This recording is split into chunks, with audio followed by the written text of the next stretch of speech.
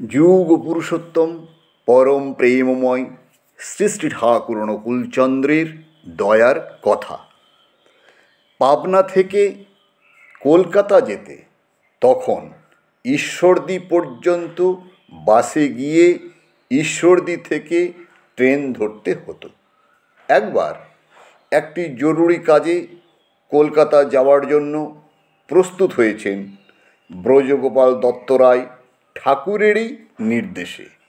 সঙ্গে যাবেন ইষ্টভ্রাতা বাসুদেব গোস্বামী। দুটি বাস ছাড়ে সকালের দিকে ঈশ্বরদীর উদ্দেশ্যে। প্রথমটি ধরতে পারলে তাড়াতাড়ি পৌঁছানো যাবে মনে করে সকাল সকাল রওনা হয়েছেন দুজনে। ব্রজগোপাল খানিক এগিয়ে গেছেন, বাসুদেব আসছেন একটু পরেই। হঠাৎ বাসুদেবকে ডাকলেন ঠাকুর।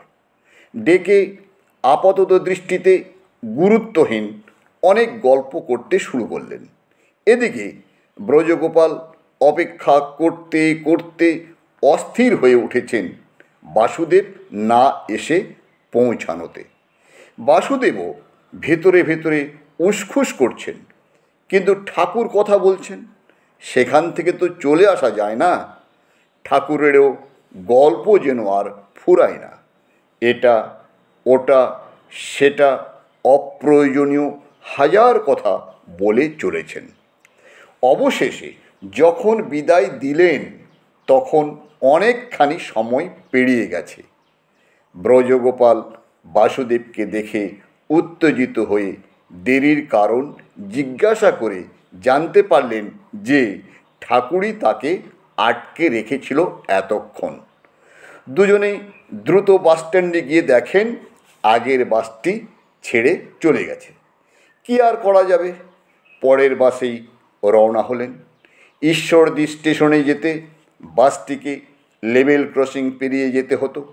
লেভেল ক্রসিংয়ের বেশ খানিকটা আগেই বাস দাঁড়িয়ে পড়ল, আর যাবে না, কারণ আগের বাসটি লেভেল ক্রসিংয়ে ভয়াবহ দুর্ঘটনায় পড়েছে, বহু লোক হতাহত হয়েছে।